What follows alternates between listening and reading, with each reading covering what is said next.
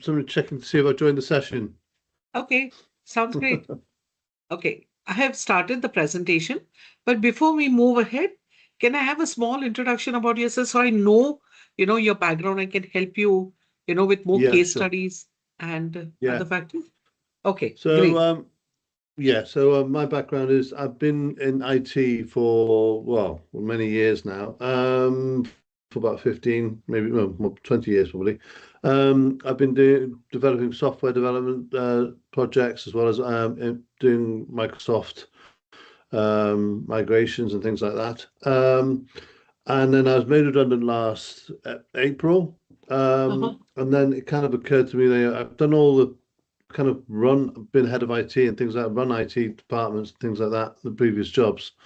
Okay. But I never actually did the formal ITIL qualification, although I have appreciation for it. With all the job applications I'm doing, it all says, ITIL certification, they're all asking for the certification. So that's the primary reason why I'm doing it, because I do need to, get, obviously want to know the ins and outs of it, but also to help me get work as well. Okay. Okay. Done. Where are you based out of currently? I'm in the UK in Manchester, no, near Chester, just outside of Manchester. Oh, okay. You're in UK. Okay, done. Yeah. Great. Let me give you my introduction so that you know me as a trainer very well, and we can then move ahead. Okay. Okay. My name is Swati Kondapalli. I'm a female. I started off as a computer engineer because I did my computer engineering. Then I went to the US to pursue my master's in finance. Once I finished it, started working in Manhattan because it is university offers you on the campus jobs interviews. So through that, I got into a company in Manhattan. But after a year and a half, I decided that I wanted to, come back home to India because I come from a big joint family. Came back to India looking out for jobs, not much happening. So joined a business oriented process, which is a BPO. And because of my international exposure, they put me into projects. So my first two projects, they sent me to UK. So I was based out of London. I was Okay. based, yeah, I was based out of London for practically a year. I got in two projects. One of them was Next, about the Next clothing empire. Yeah. And Yeah. the second one was UK Rails. So I guess I'm instrumental in getting both of those implemented into India. So for my Wow. second, tenure, I got UK Rails over here. Part of it went to another country. And once it implemented, for the third project, they sent me to Australia. I was based out of Melbourne and Sydney.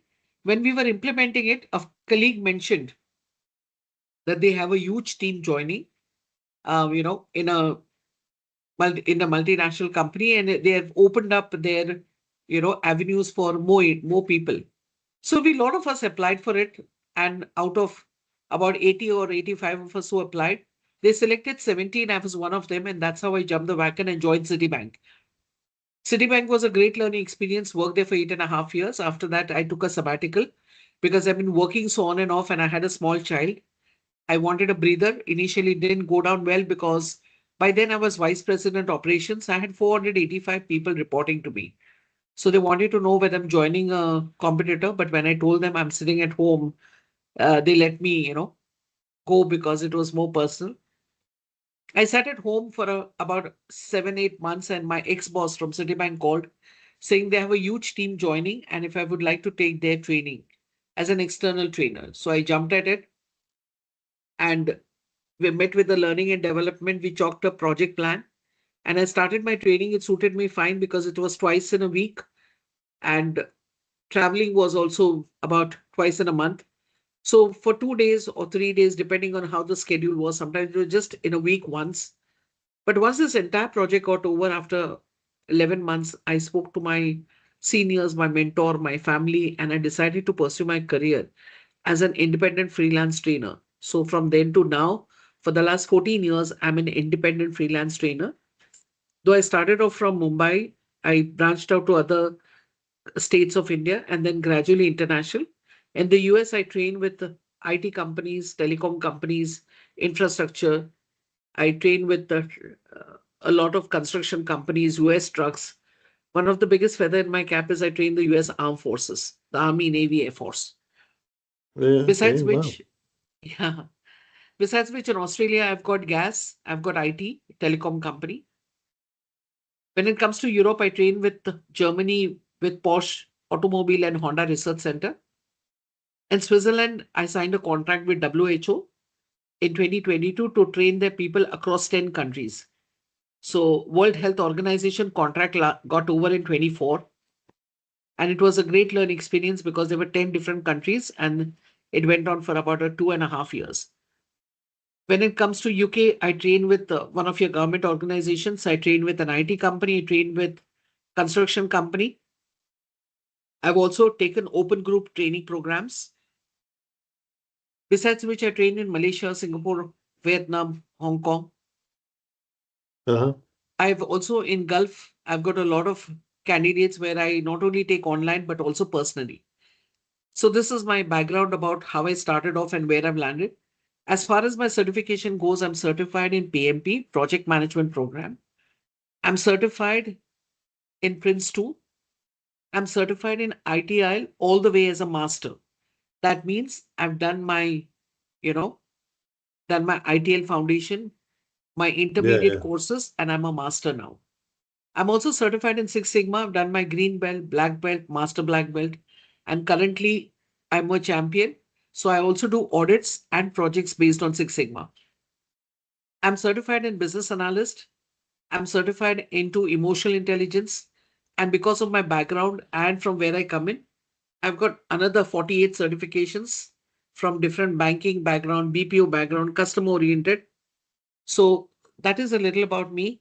Do you have any questions before we move ahead, Julian? No, there's a very, very impressive history there. Huh. Very, very Thank impressive. you. Thank you so much. I appreciate that. God bless. It's been a good journey. So before we start, are you comfortable with my accent, with the way, with speed? Do you want me to slow down or are you okay, comfortable? No, no, everything seems to get very clear. That's fine. That's great. Thank Okay, you. you're most welcome. So I'm putting the presentation on. Once I put the presentation on, I will not be able to see you. Or if you're trying to ask me a question, just talk to me because I will not be able to see it in the kind of, connect Zoom that we are. Once the presentation is on, my other screen, backs out. Okay. Okay. So feel free to talk to me. You're the only one. That's the biggest privilege. So you can ask me any questions, any doubts.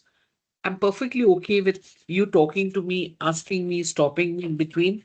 Okay. You have your own experience. So Okay. I'm sure that will help you, a lot going ahead from here.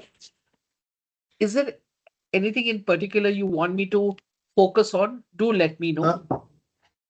Yes. Okay. Yes. We'll do definitely. Yeah. Okay. Also, we are starting off now. So once we start off now over here, we will go on for the next hour and a half. Then we'll have your tea break.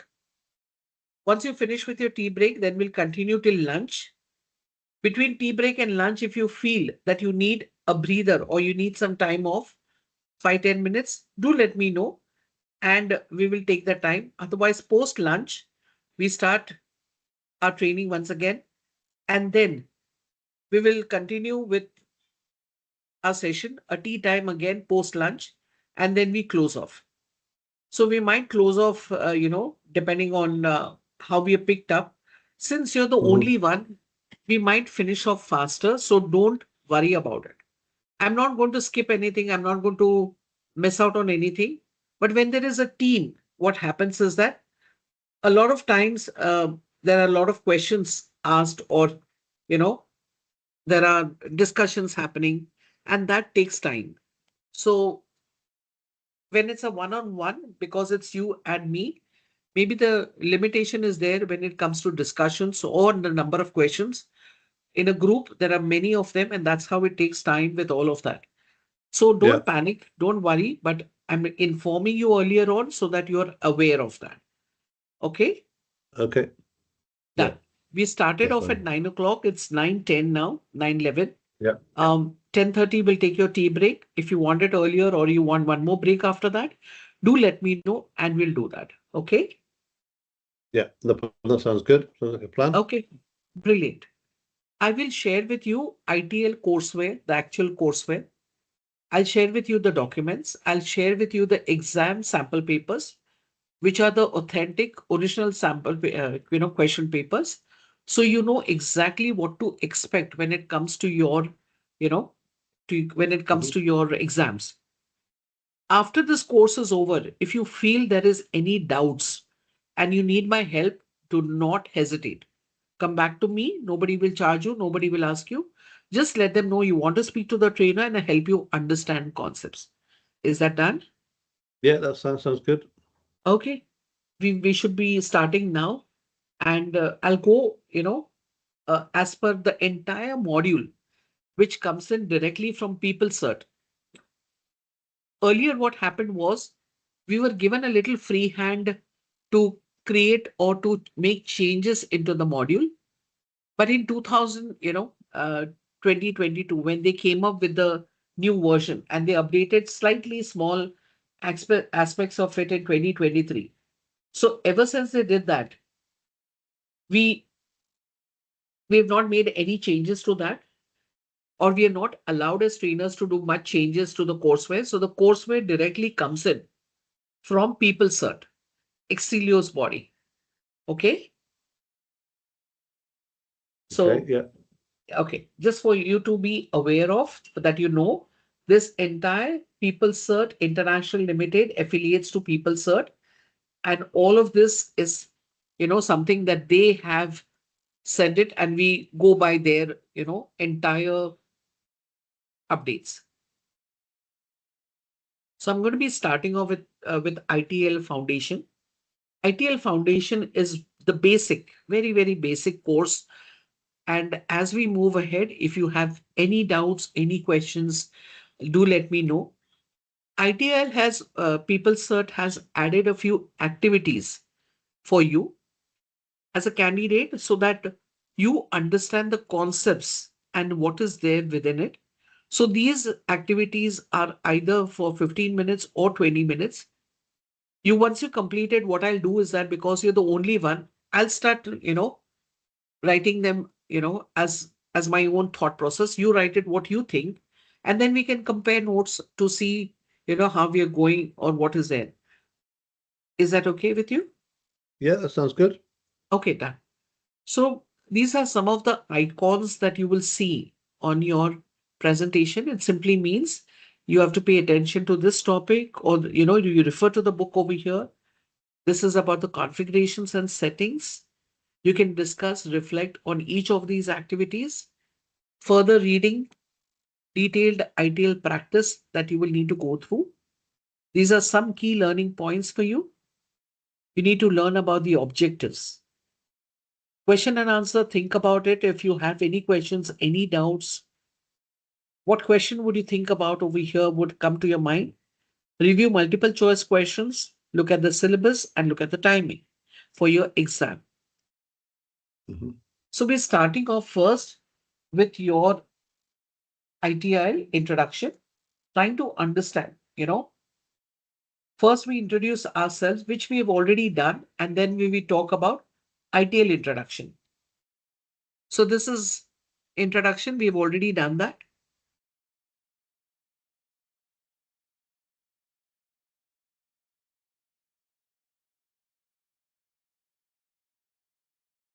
This is normally for a classroom training, but I still put it on and not removed it. This is where you save time. That's right. So this is your entire chart for your ITL journey. What you are doing currently is ITL Foundation. Once you do the foundation, you then get into the ITL specialist courses, which is either, for managing professionals. There are 4: create, deliver, and support, drive stakeholder value, high velocity IT, direct, plan, and improve. And in strategic leadership, you have again direct, plan, and improve, which is common with managing professionals. And the other one is digital and IT strategy. Now, They have included 4 new modules, which is ITL extension modules. You have ITL specialist, acquiring and managing cloud services, business relationship management, IT asset management, and sustainability in digital and IT. So these are the other 4 core modules that they've started very, very recently in 2025. But they are talking about removing them. Okay. They may not continue with some of it. But I just are keeping it. Why? Because they've added this extension. So I'm keeping it for updation of the candidates. Once you finish ITL managing professionals or your strategic leader, you go up to becoming an ITL master. Okay. Okay, yeah. Is there any doubts, any questions over here? No. So the ITIL Foundation is just an overview of all of those aspects, and they go into more detail. Yeah. Okay, sounds great. Mm-hmm. Let's talk about the course objectives. ITL is all about your key concepts of service management. So trying to understand what are the key concepts and what exactly we're talking about. So if you look at the icon on the right hand side that is coming, that comes from learning objectives and objectives. So we're talking about your service management as an industry, as your corporate, vertical that you're in. We will look at over here, the objective is to understand how the ITL guiding principles. So there are 7 guiding principles which can help an organization to either adopt and adapt service management. Then, of course, we have 4 dimensions of service management. We have the purpose and the component of the ITL service value system. Then we have the activities of the service value chain and how they're connected, how they interconnect with each other. We then have over here your purpose and key terms of 15 ITL practices, and specifically we'll look at the specific details of 7 ITL practices. So these are what your course is all about. So we're talking about first your 7 guiding principles, your 4 dimensions, your entire ITL service value system. Within the service value system, you have your value chain, service value chain. Then you have your 15 ITL practices, and after 15, you have the 7 ITL practices. So that is what we talk about over here in your courseware as to what ITL is all about and the objective of this training. Now, when we talk about your ITL, or we try to understand, we're looking at over here your ITL. What exactly is ITL, which has led the IT service management industry with the provision of guidance, training? It is there to update, to reshape much of the practices and to understand your customer experience. Now, when you talk about your ITL, I know you must have, planned ITL courseware. You must have also gone through a thorough, understanding of why you're doing this and what is involved over there. But as a trainer, I'm just taking you through it. Okay. Okay, yeah. So the main goal of ITL Foundation course is to provide a fundamental understanding of modern IT service management, ITSM. So we are introducing the key concepts, the terminology, and the flexible ITL 4 framework, enabling professionals to help their organizations create, deliver, and continuously improve tech-enabled products and services, all the time aligning with your IT business goals. So when you talk about your ITL 4 foundation, it is focusing on understanding the service value system, to understand how ITL practices will integrate with Agile, with DevOps, and Lean principles to deliver value and improve customer satisfaction. So we here now, we are looking at your entire ITL Foundation course. Now that Okay. you know what we are looking at over here and understanding, in this ITL, the whole purpose of this ITL 4 is to provide organizations and candidates with comprehensive guidance for the management of IT-enabled services in the digital economy. So we introduce the core concepts. So we first start off with the foundational elements of your principles, common languages. We talk about understanding of your end-to-end operating model to create and deliver services. All the time, we are trying to align with IT business, where you can look at the services which directly are aligned to your business objectives so that you can create value. We are looking at over here also how all of this will help you to ensure you enhance efficiency, your productivity, and your customer experience in IT service management.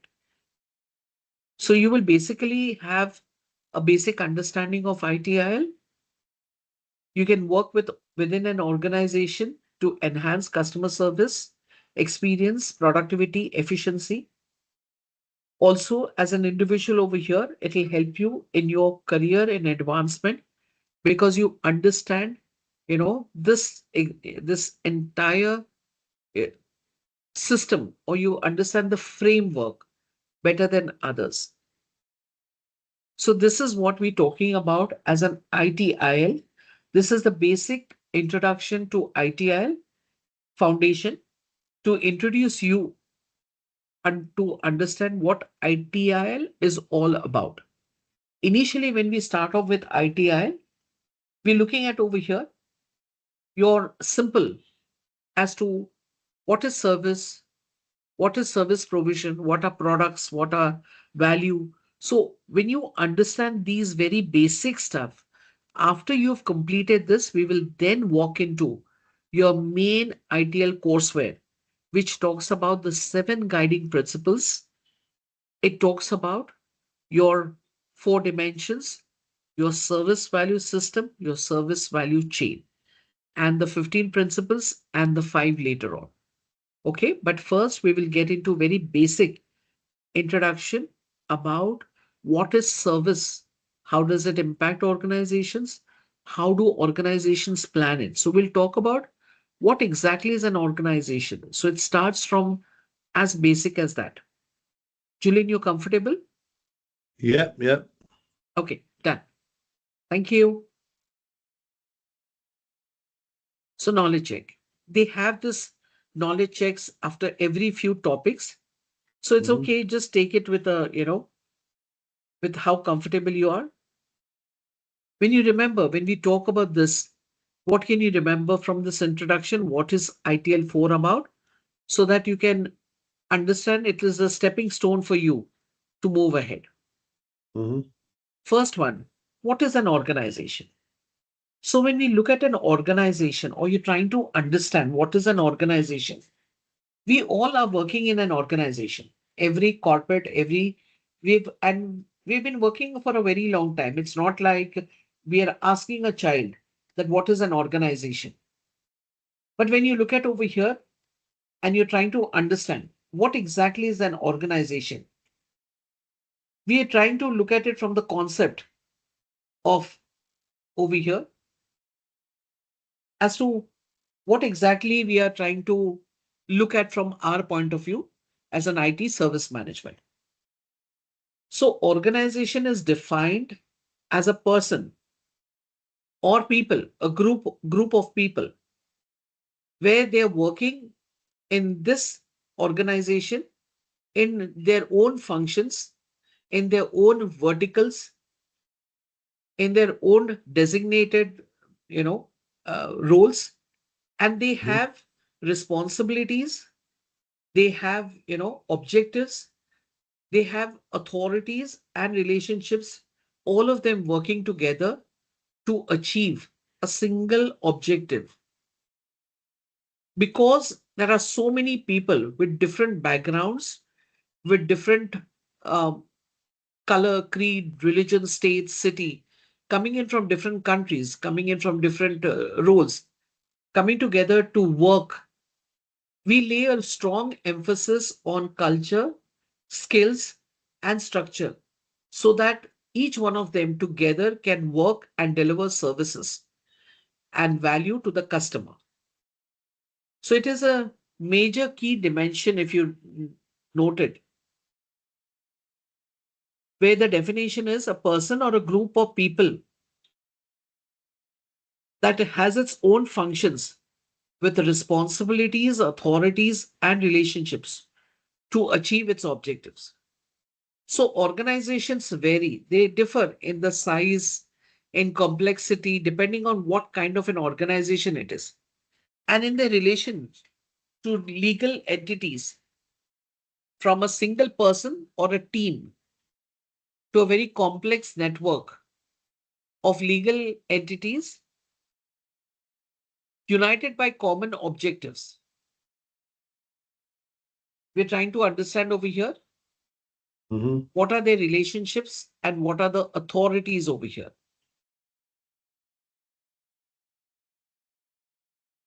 Organizations, when you look at the different organizations, so you're trying to understand what is this organization all about, or trying to understand what are they all about.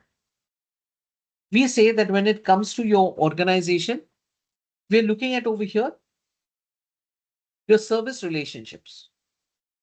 Service relationships which are established between two or more stakeholder organizations so that you can understand how do they ensure that there is a kind of a service relationships which are established between two or more stakeholders. So more stakeholder organizations so that together we can co-create value.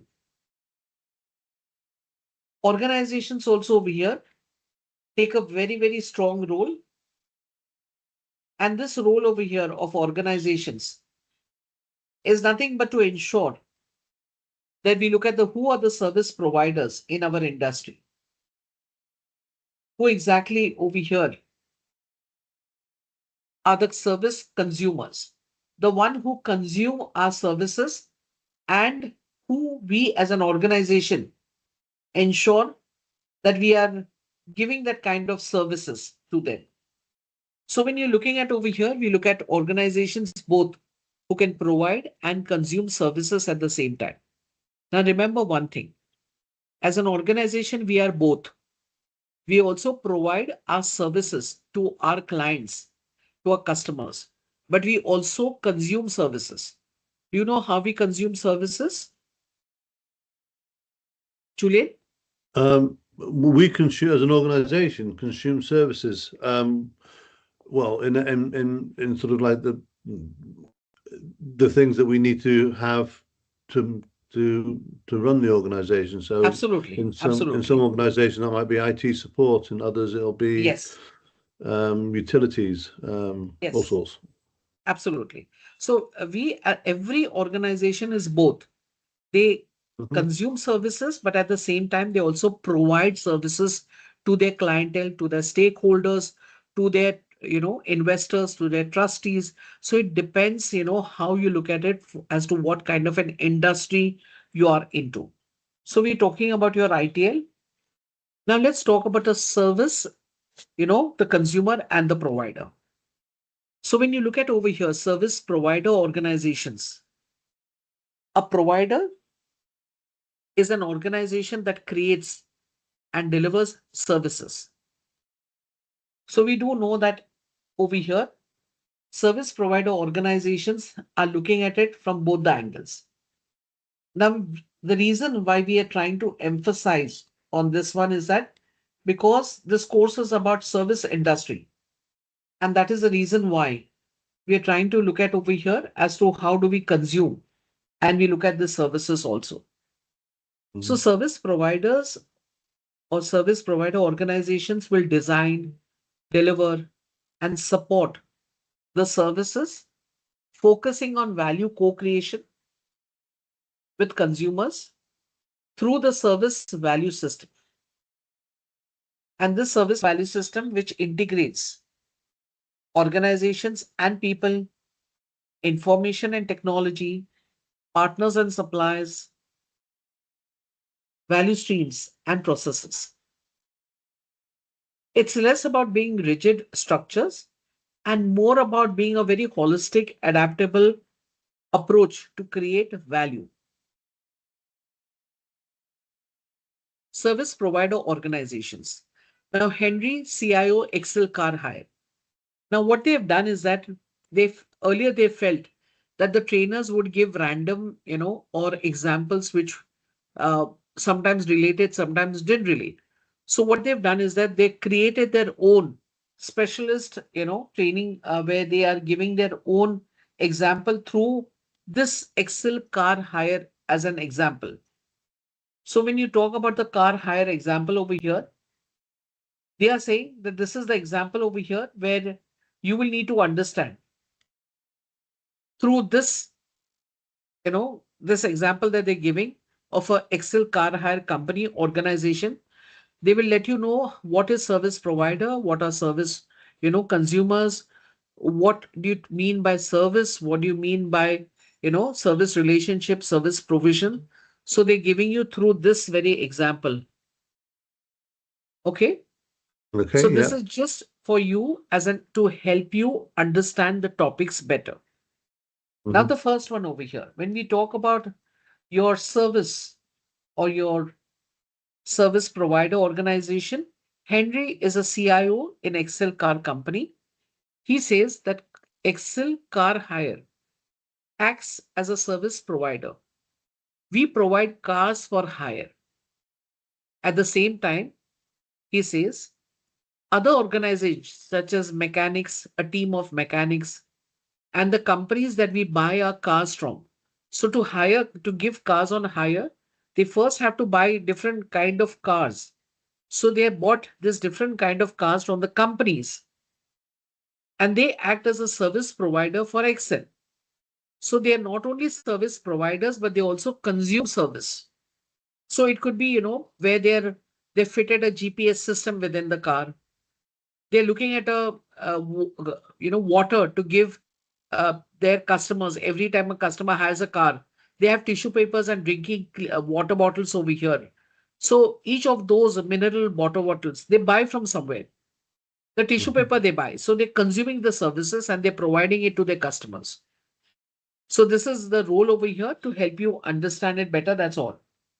Yeah. Now from here, let's look at the next one. Service consumer organization. So when I talk about a service consumer organization over here, we're looking at over here trying to understand how do we look at your service consumer? A consumer is an organization that receives services. So maybe I'm receiving services from the mechanics where we have tied a contract with them, tried contract with cleaning companies where they vacuum clean our cars and clean them every time we receive it back from the customer. Then we also have to ensure that all the fittings inside are good. So we have companies to check and to see, whether all the fittings inside are good enough, the seats are in good condition. If not, is there anything that we can do to repair it or to cover it up?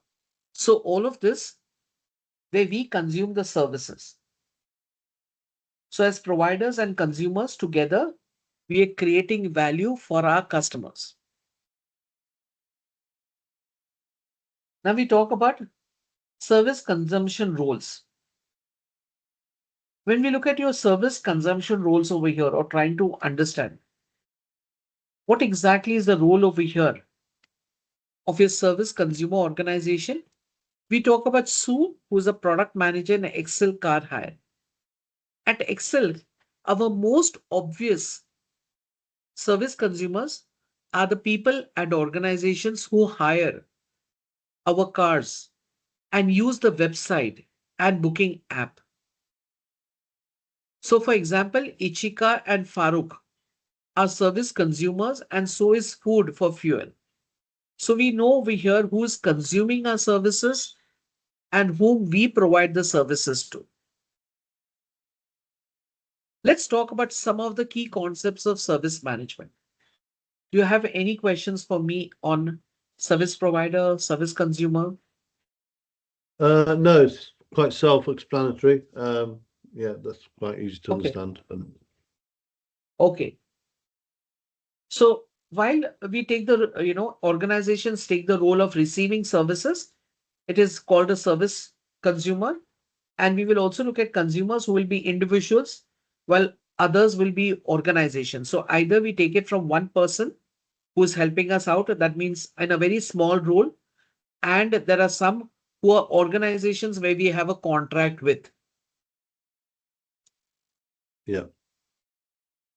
Definition of value. So when we talk about the definition of value, what do we understand by value? So we're looking at over here value definition, which is kind of value that we give our customers. So we're trying to understand what is the kind of value that we will give. So the definition is the perceived benefits, usefulness, and importance of something. So when we look at this, we look at definition of your service value.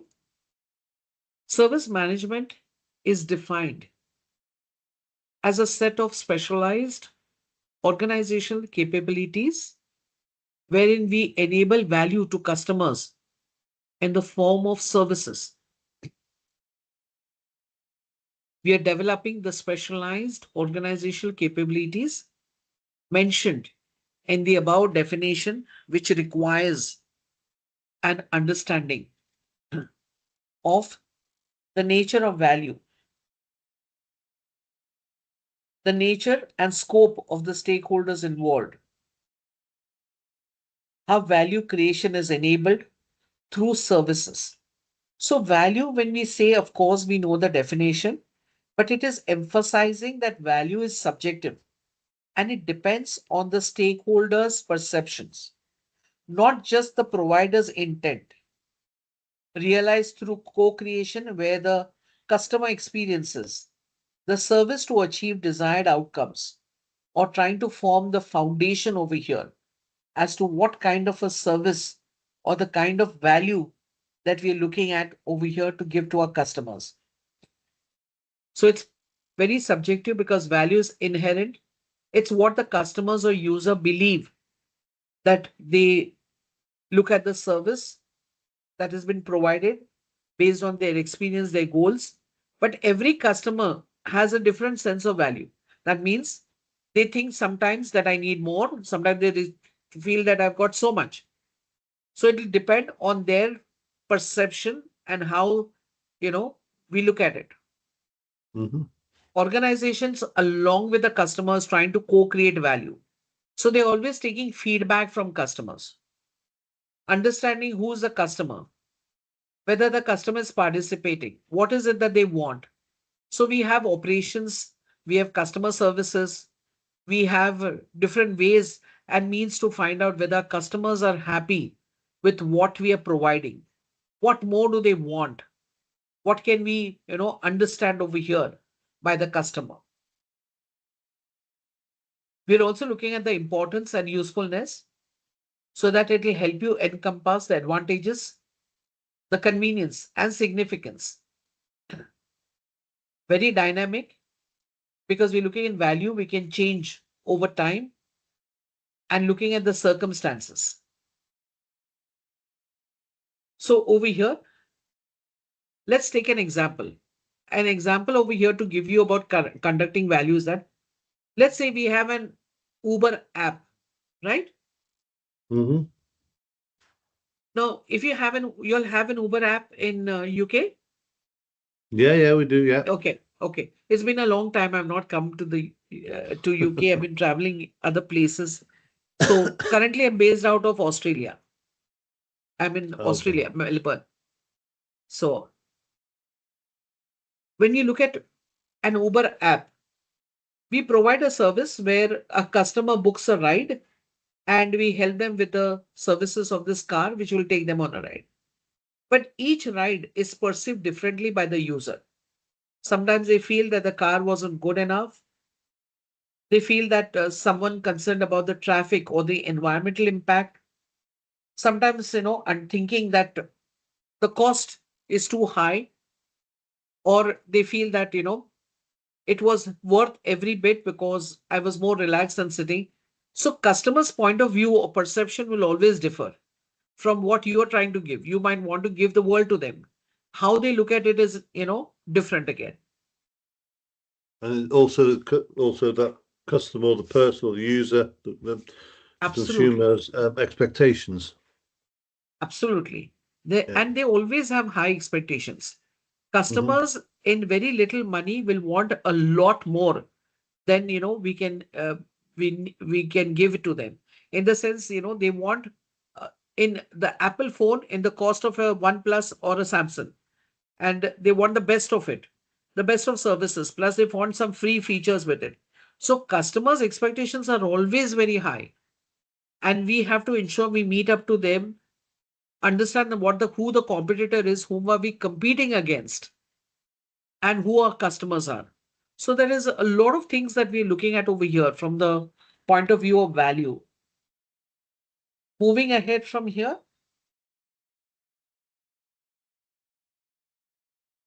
what do we mean by value? When we look at over here, trying to understand, what exactly are we trying to understand by value? So value can mean different things to different people. Everybody's feeling of value will differ based on their, expectations, based on what they consider, as whether it is worth it, the money or not. So we're looking at over here, trying to understand what exactly is value over here. So when we're looking at the term value in ITL, we look at all of these, the benefits, a good experience. We're looking at over here, how do we focus as to what exactly is the value that we're trying to create over here. So we already saw the definition of value perceived as benefits. What is it? How do they benefit customers? How useful it is to the customer, the importance of something. So it is vital to understand that value is not absolute. We can only measure the value of our services to our customers when we understand our customers and what is it that they perceive value as. So what is the first thing that we do is that understand the customer perception. If the customer had a good experience, they will consider it as value. If they feel when it comes to money, it was worth the money, then they will say, yes, we got value for the kind of money that we invested. Was it useful for them? So sometimes they're looking at, we bought this product, but how useful was it? Some of them will feel that, oh, it was waste of money. It's okay up to a certain time, then it is not worth it. So there are different aspects that we're looking at over here. Then we're looking at over here, trying to understand. How do you look at your importance? The importance not only about your system or your company or organization, but importance to the customer. What is it that they find, over here in terms of importance? So over here, when we talk about value, value for everyone will be perceived from their own point of view. So you cannot say that, okay, this is value, this is what we're giving it to them. For them, it is all based on their own perceptions and what they see it as. Now we're looking at over here at Excel car hire. We have Sue, who's a product manager in Excel. And Sue is somebody where she's talking about as a product manager at Excel. Our service is about the travel experience. She says that we are also looking at over here trying to understand how do you look at your how do you look at the customers. So we provide this service to our customers where together we are trying to co-create value. We're also looking at over here. This value is co-created both for them and for Excel.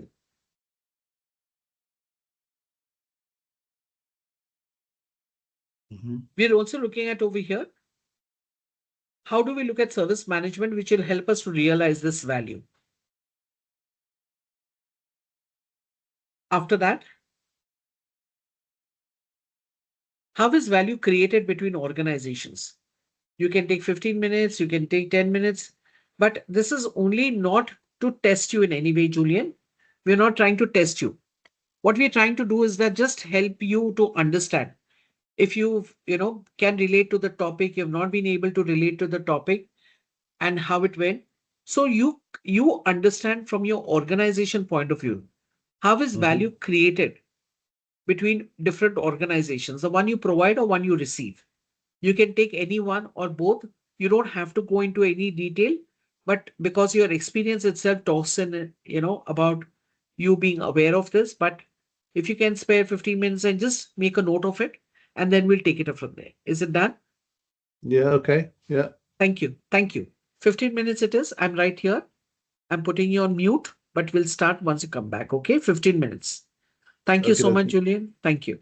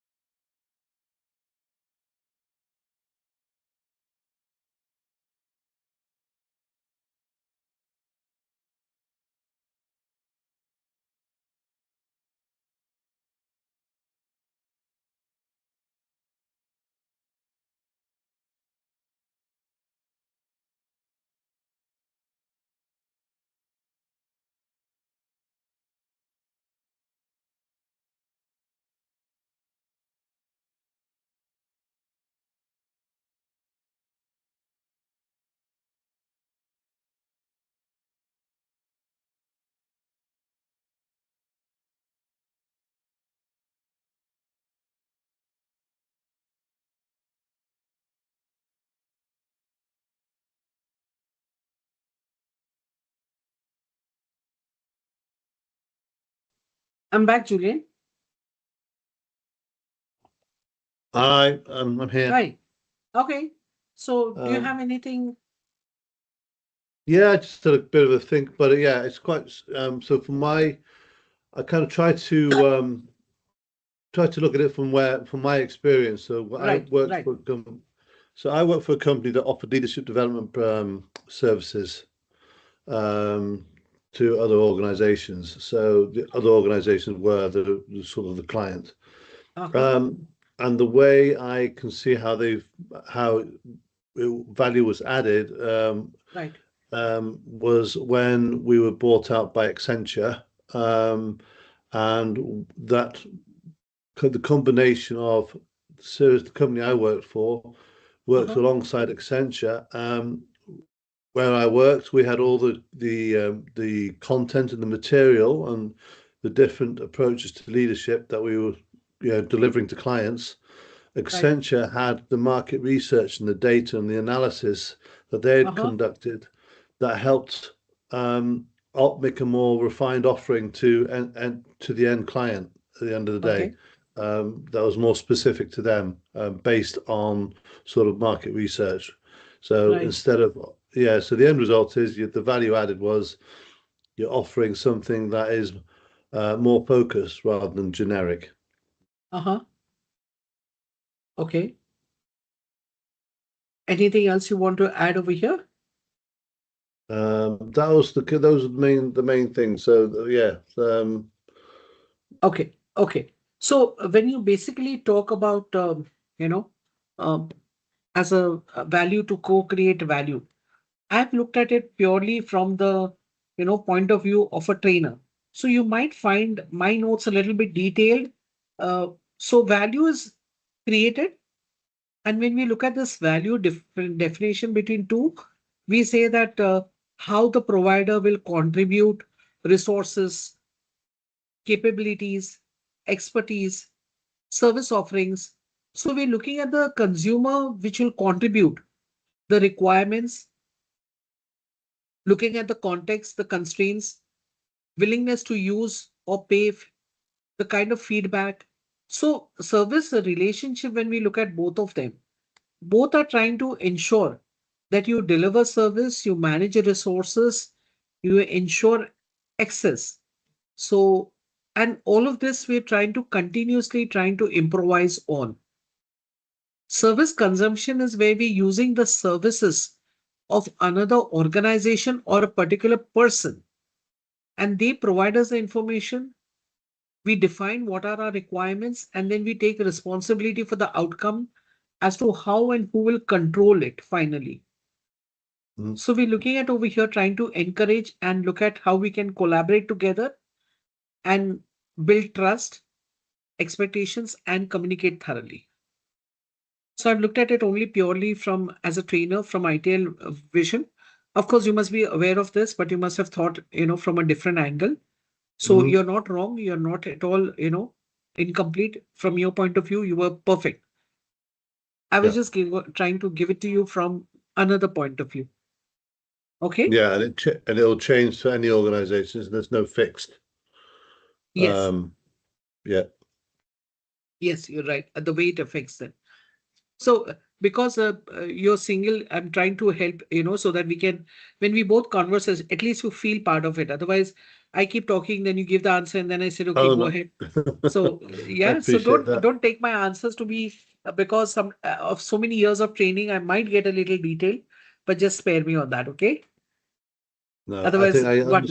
I understand the basic concepts of what adding value is here, and Okay. it's a value added. It's a cycle of the way I look at it. Yes. Thank you. Let's move ahead. So we were talking about value created between organizations. From here, we're trying to understand your service relationships. So trying to, when you talk about your service relationships, or you're trying to understand, we look at how do you create value. So an organization must do more. We wanted to must do more than simply provide a service. So ensure and not just about the by giving a service, we do not say that I've created a value. I've given you the service because you wanted it and this.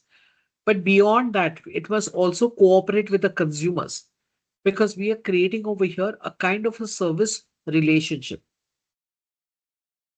So when you look at your service relationships over here, you are trying to say that service relationships are something where we are looking at over here. How do we understand where they establish between two or more organizations so that we can co-create value? In service relationship, organizations will take on the role of service provider or a service consumer. So we are looking at over here to create value or to look at over here what exactly we are looking at. We say that we do not simply provide a service, we are also trying to cooperate over here. So service relationships are established between two or more organizations. In a service relationship, organizations will take on the role of service provider or a service consumer. The two roles are not mutually exclusive, and organizations typically both provide and consume several services at the same time. Now, again, this depends on what kind of an organization we are into. What exactly are we looking at over here when it comes to the organization? So when we look at for service relationship, for clear communication, understanding what are the expectations, looking at the collaboration, moving beyond just a transaction, or looking at a partnership for mutual benefit, supported by the service value system. So when you're looking at over here, the service relationship, we look at, of course, not only joint activities between provider and consumer, where we define the requirements, but we also try to manage expectations and ensure ongoing value, co-creation, fostering trust and collaboration. Providers and consumers co-create value. So when we look at over here, organizations which deliver services, they're referred to as a service provider, and those to whom services are delivered are referred to as service consumers. Let's talk about the key concepts of service management, your stakeholder and service consumer roles. Stakeholders. Who do you think are the stakeholders involved in creating value? Who do you think are your stakeholders who are there to help you create value? Julian, anything that comes to your mind? Anyone? So who do you think are the stakeholders involved in creating value? So yeah, from my previous work experience, the stakeholders are both. They are there would be the consultants delivering the training material, and also the consumer, the end, the audience, the organization receiving that training as well. So yeah, those would be the stakeholders. Now tell me something, Julian, between you and me, okay? I'm just trying to ensure your base is very strong. That's all, okay? When you talk about a stakeholder, what do you understand by a stakeholder? Who do you think are your stakeholders? The stakeholder somebody who has a concerned interest in the quality of the value, the quality of what's being delivered. Okay. So that's why that's my understanding really. So if we're providing a service to another organization, so the quality of what we provide is important. They're consuming that service, so therefore they're a client or stakeholder. But again, we have consultants who we use who are also stakeholders because they rely on the quality of either the scheduling that we do, the preparation that has to be done to help them deliver what needs to be delivered. So there's those are two main stakeholders in that scenario. Okay. Yeah. that's it really. Okay, let me ask you one thing. When you were young, I mean, when you joined the first corporate company or any company for that organization, and you heard the name, stakeholder, what did you understand by this? What did you understand by, by stakeholder? Anyone that anyone that is linked. Did you ask somebody what is the meaning of a stakeholder? Probably your colleague or somebody whom you're senior, or somebody whom you felt. I think it's anyone who has an interest in what's being delivered or offered in the service that's being provided. Okay, I'm not trying to break or push or something. The reason I'm asking you is that when you talk about stakeholders are very, very important when you're working in any organization, and for that you need to understand who exactly is your stakeholder. Okay, so when you talk about your stakeholder, we're talking about stakeholders. Let me give you a definition. Any individual, any group, any organization who can positively or negatively impact your process, your vertical, your functions, your projects, is your stakeholder. Mhm. I'll repeat it. Any individual, any group, any organization, internal or external to your organization, who can positively or negatively impact your process, your function, your division, your organization, your projects, is a stakeholder. So when you look at the stakeholder, understand their role is very, very important. Yeah, And that is the reason why. Yeah. I left out some. I obviously left out some detailed stakeholders in my definition. In the sense that it's all employees, all the people that you work with, as well. Course. Of course. And all the providers and suppliers of what services you use. And it's very important that when you're working over there and you're trying to understand who are they, what exactly are you looking at over here? So when you're looking at over here or trying to understand your stakeholder, remember, whenever you're working in any vertical, any function, you have to first identify who your stakeholders are. Why? Because they're very, very important. If they're internal, who are those important people? If they're external, your customers are your stakeholders. Your investors are your stakeholders. Your governing body, licensing body are your stakeholders. And you constantly have to understand in all of this, the impact they can have on your business. So whenever you're looking at this, try to ensure that you're aware of who the stakeholders are and why you're looking at them. So when you look at the stakeholders over here, these are your stakeholders, okay? And they are somehow creating value over here. They are the ones who are helping you to create value. And that is the reason why every organization tries to give value. So the heart of it is something where they're trying to ensure there is value.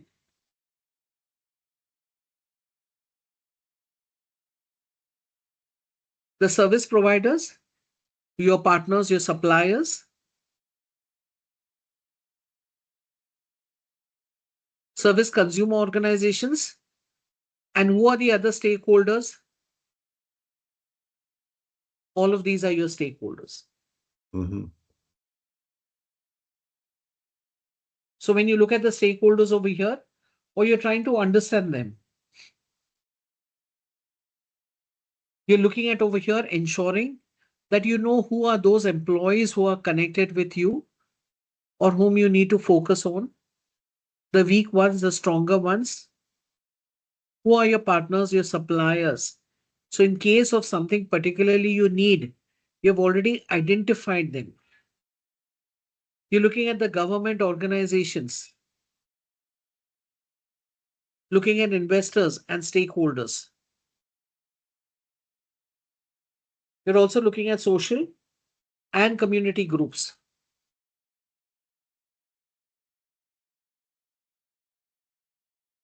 So Yes, tell when me. somebody when somebody says they refer to senior stakeholders, Uh-huh. is that defined as being a stakeholder who has more of a direct impact on the value being, on the value? If you're looking at any Or senior, how are they connected to your process, your function, or your department? You Mhm, have to look at that. First and foremost, you identify as to who are those who are connected directly to my function. Now, there are multiple senior people or stakeholders in your organization. Some directly connect, some indirectly. Maybe decision makers, senior management, some of them who are out of that, entirely and who are catering to something different. So if they're out of the league, not catering to anywhere in your business, then they're not your stakeholders. Who are directly mhm. connected to you, your, senior people who are taking decisions of for whom you have to go for approvals, then definitely they become your stakeholders. Yeah. Okay. Yeah. So normally what we do is that, Julian, whenever we're working on any department, I always tell my people, understand who are your stakeholders. I'll tell you why, who are your stakeholders. In an organization as big as Microsoft that you're working in, there must be more than 4,000 employees, more than 5,000. But in all of these employees, your department, your function, which is very separate and handling, you know, different aspects of it, how do they know who's Julian over there? Of course, they know you who meet you or talk to you or who with whom you're delegating. But what about the other seniors?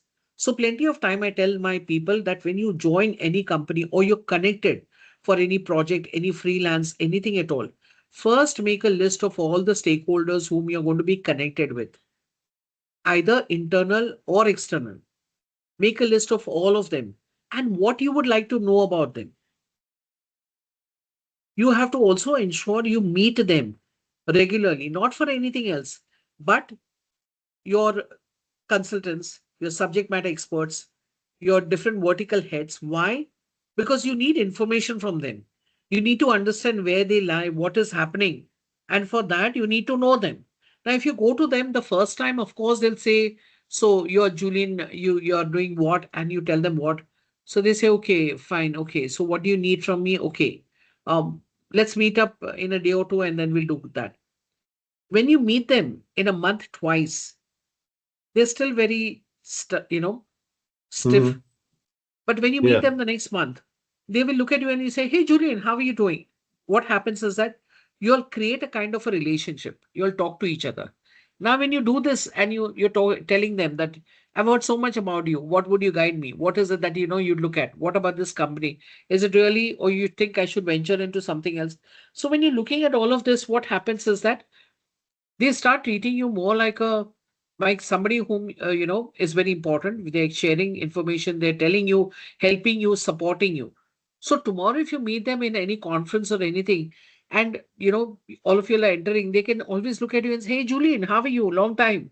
And you say, yes, just caught up, George, with a, they say, yeah, let's catch up. Now your boss wonders how you know this person, and you say, no, I just met him a few times in the canteen. So went on a hi, hello. He says, oh, really? So what happens is that now to your name, there is a face connected to it. They know who Mhm. you are. So tomorrow, if there is an emergency, there is a kind of a risk, and you approach any one of them, they will turn back and say, sure, yeah, let's look into that, because they know you. They have been speaking to you for the last 2, 3 months, so they can connect with you. But if you go to them when you're fresh and you don't know, and they say, hey, there's a risk, can you? Yeah, but you're from when? Have you looked at your senior? Have you spoken to a consultant? Have you spoken? So what happens is that they'll not immediately come out because they'll say, yeah, I don't know anything about your vertical. I don't know how I can help you, but you know, send me a detailed mail and I'll look into it. Normally, that's a response. Am I right? Yes, I think I see it where my experience. So I have my experience in my career has So- been twofold. One is working for a smaller organization where that relationship was quite natural and free flowing. Right. Um, when we joined Accenture, where they have 750,000 people working in the organization, Uh-huh. that level of,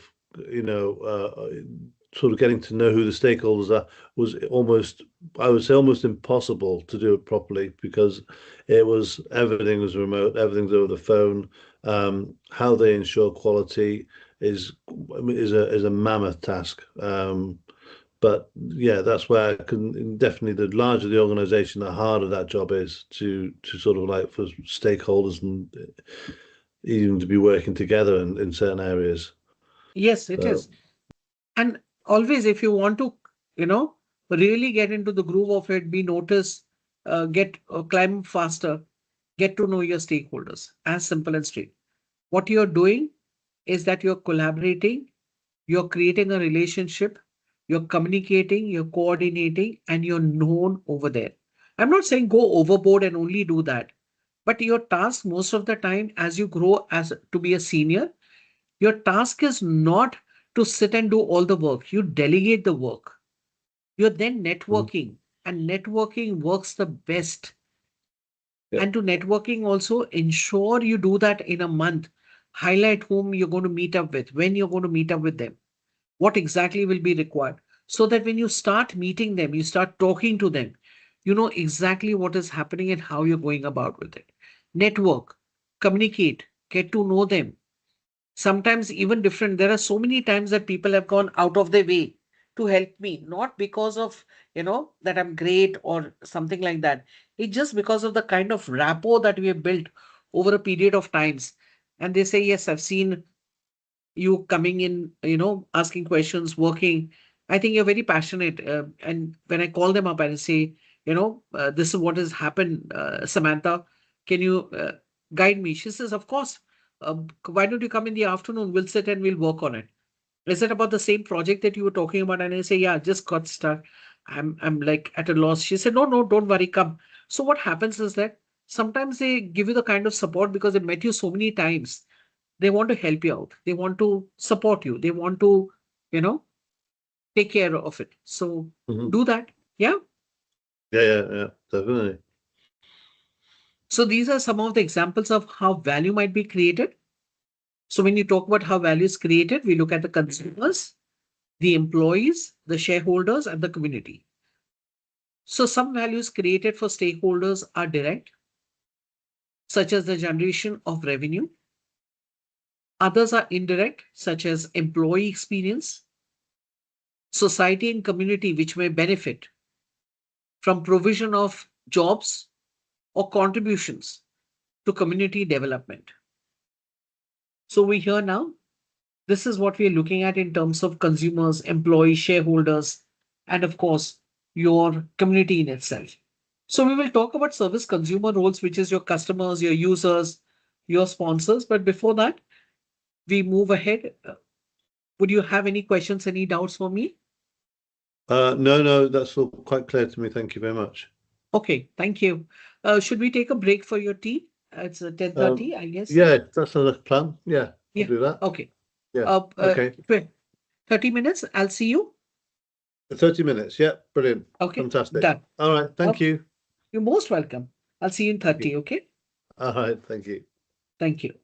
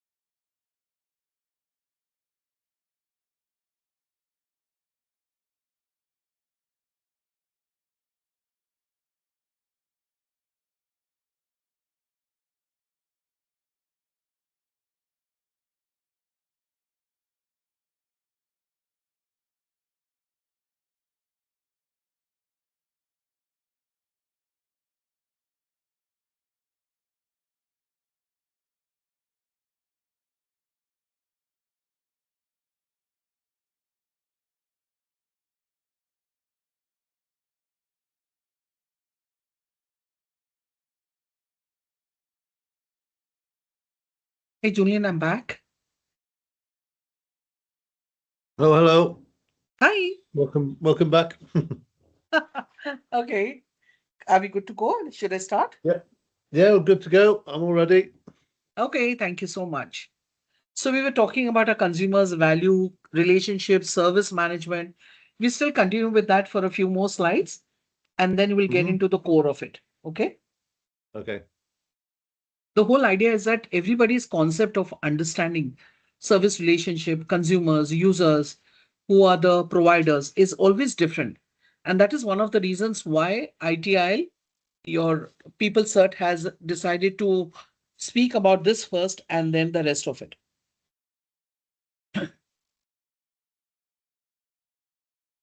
So moving ahead from here, Hmm. service consumer roles. When we talk about the service consumer roles, of course, they're something that well versed with. So we're talking about the role over here of a customer. They are the ones who define the requirements for services, and they take responsibility for the outcome. In the sense, customers always want more. So they will ask you, let's take a simple example of you buying a laptop and you say, will it give me 8 hours of battery? What is the battery life? How light is it? Because I need to carry it up and down to work. What about, a service center? What about the technician? What kind of warranty? So by asking these questions, you're basically defining your requirements for the services that they can offer, and you can take responsibility for these outcomes. We then look at the users who use the services, and we're looking at the sponsors, authorize the budget for the service consumption. Now, why are users and customers not the same? They are different because customers will keep asking questions. You will move to 2, 3 different companies, organizations to understand, what your requirements are and whether they can provide you that kind of a, requirement. Hmm.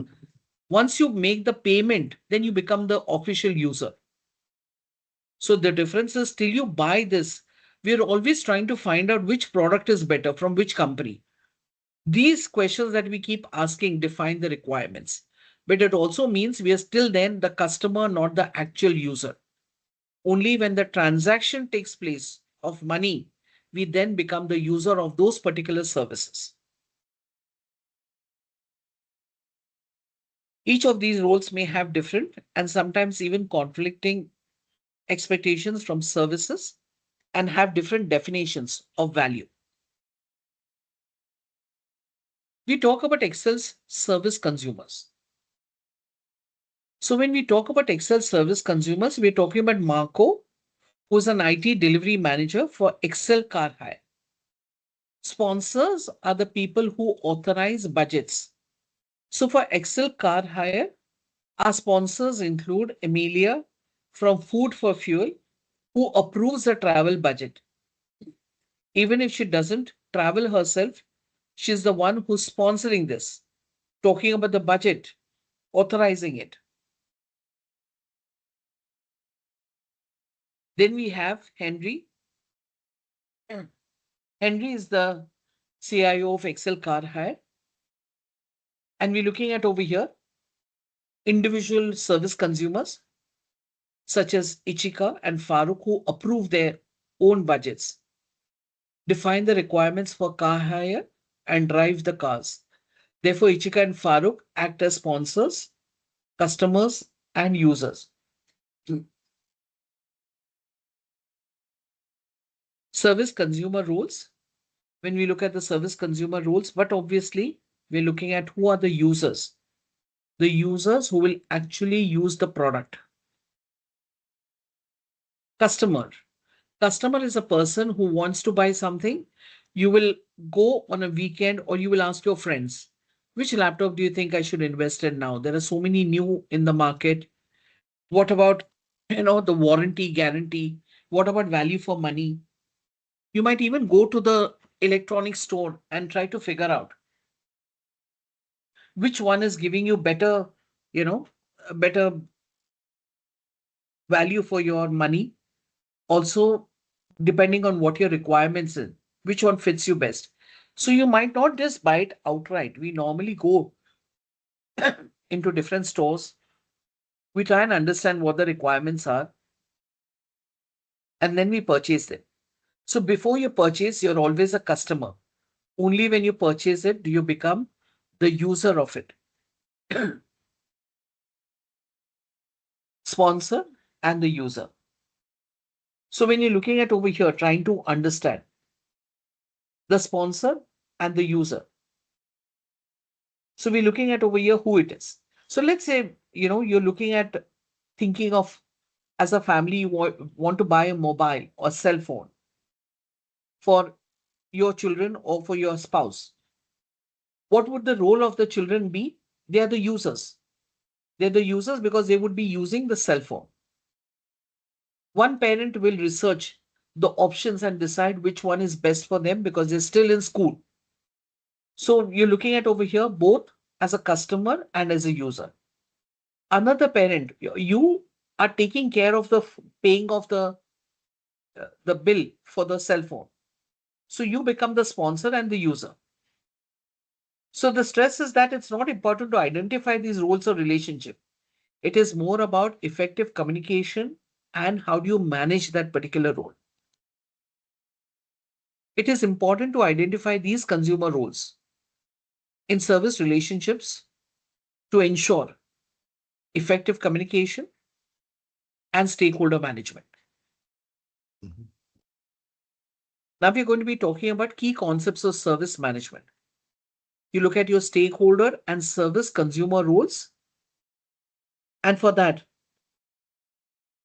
we're looking at over here, trying to understand what exactly are we looking at in terms of this.